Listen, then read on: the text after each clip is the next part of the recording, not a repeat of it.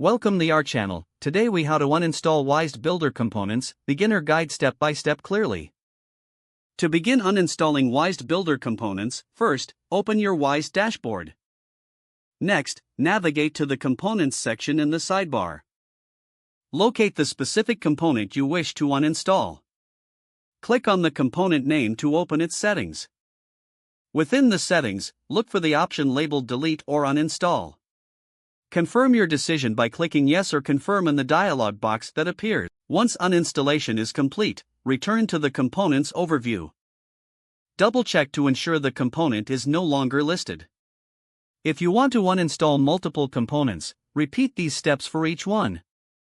Finally, refresh your Wized dashboard to ensure that all changes are applied.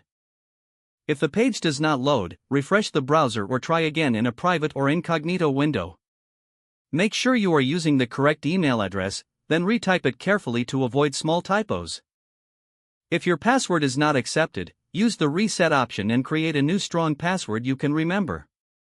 Check your spam folder for verification or security emails, then complete any requested confirmation steps. Enable two-factor authentication if available to improve account security and reduce unauthorized access risk. After signing in, review your profile details so your contact information and settings are accurate and current. If you see an error message, note it down and try again after restarting your device and internet connection. Log out when you finish, especially on shared devices, to keep your account and payment information secure. If the page does not load, refresh the browser or try again in a private or incognito window. Make sure you are using the correct email address, then retype it carefully to avoid small typos.